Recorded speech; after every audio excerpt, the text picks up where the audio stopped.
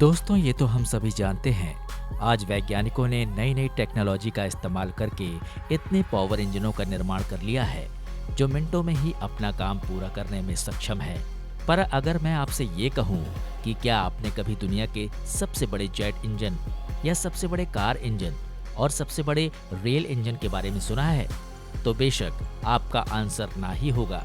तो चलिए आज मैं आपको ऐसे ही कुछ पावरफुल इंजनों के बारे में बताऊंगा जिनकी शक्ति और आकार को देखकर आपकी आंखें फटी की फटी ही रह जाएंगी। Most powerful turbofan engine GE90। दोस्तों, अमेरिकन कंपनी GE एविएशन द्वारा सन 1993 के दशक में बनाया गया ये इंजन आज तक का सबसे बड़ा टर्बोफैन इंजन है, जिसका प्रयोग सबसे पहले सन 1995 में ब्रिटिश एयरवेज के एयरक्राफ्ट में किया गया।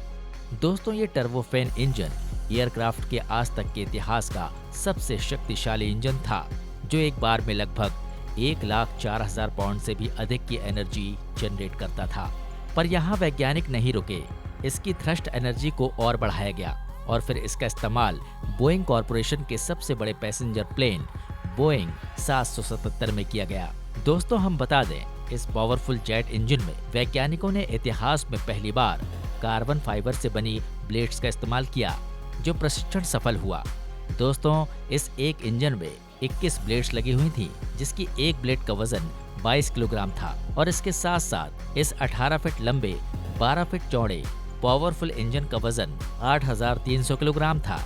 और जब इसे मार्केट में लॉन्च किया गया तो लोगों ने इसके पावर पर संदेह करना शुरू कर दिया, जिसके लिए वैज्ञानिकों ने लोगों को इसकी पावर से परिचित कराने के लिए सन 2002 में इसमें टेस्ट किया, जिसमें इस पावरफुल इंजन को लगातार 60 घंटे तक चलाया गया। पर हैरान कर देने वाली बात तो ये है, ये इतना चलने के बाद भी और चलने के लिए तैयार था। World's largest jet engine GE9X।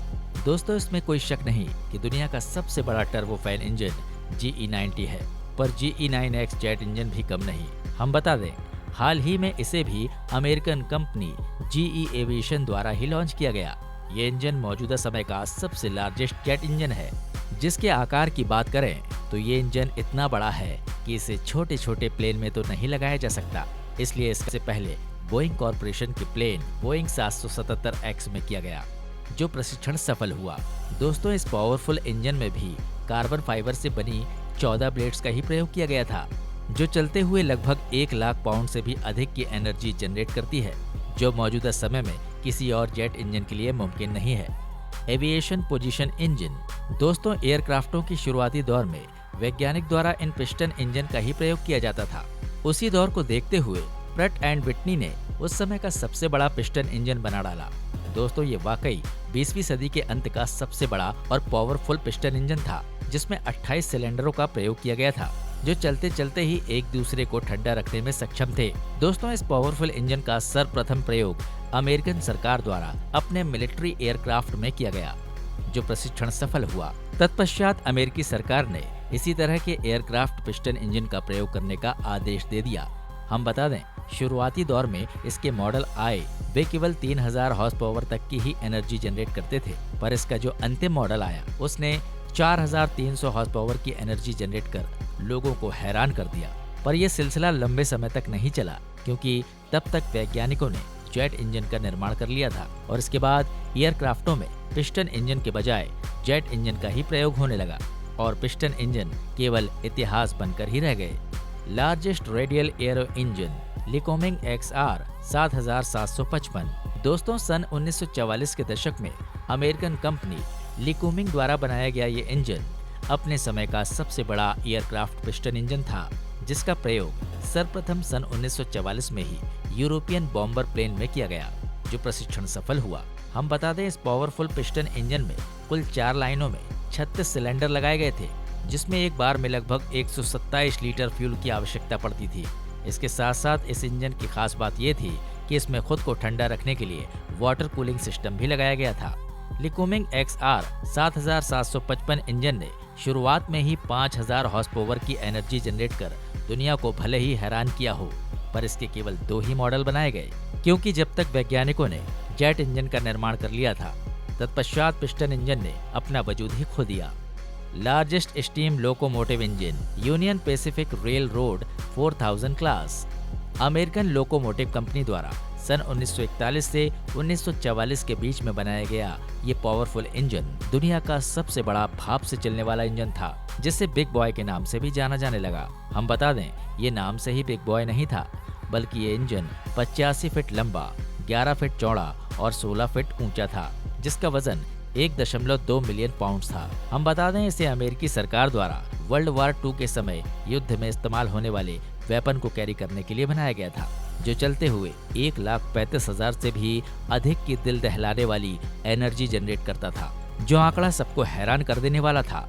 हालांकि दुनिया के लिए इस तरह के केवल 25 ही बिग बॉय यानी रेल इंजन बनाए गए, जिन्होंने सन 1959 तक ही राजस्व में कार्य किया, क्योंकि तब तक वैज्ञानिकों ने डीजल से चलने वाले रेल इंजन का निर्माण कर लिया था, जो इनके मुकाबले अधिक पावरफुल था, जिसने लोगों का ध्यान अपनी ओर आकर्षित किया। तत्पश्चात भाप से चलने वाले इंजनों का चलन ही बंद हो गया। Biggest diesel engine BMW 2000। दोस्तों, पेश है दुनिया का सबसे बड़ा डीजल इंजन, जिसका नाम है BMW 2000। सन 1935 के दशक में बनाया गया ये इंजन आज तक का सबसे बड़ा डीजल इंजन है। दोस्तों, 80 फीट लंबे और 41 फीट ऊंचे इस इंजन का वजन लगभग 1400 टन है, और होगा भी क्यों नहीं, जब इसके एक क्रैंकशाफ्ट का वजन ही 140 टन है। हैरान कर देने वाली बात तो ये है कि इतना बड़ा डीजल इंजन होने के बावजूद इस इंजन में केवल 8 ही सिलेंडर लगे हुए हैं, जिनमें एक बार में लगभग 40 टन से भी अधिक लुब्रिकेटिंग ऑयल का इस्तेमाल हो जाता है। हम बता दें, जब इसे स्टार्ट किया जाता है तो ये पावरफुल इंजन एक बार में चलते हुए लगभग 22,500 से भी अधिक हॉर्स पावर की इलेक्ट्रिसिटी जनरेट कर सकता है, जो किसी और डीजल इंजन के लिए मुमकिन नहीं है। आप सोच रहे होंगे, इतने बड़े डीजल इंजन का क्या काम?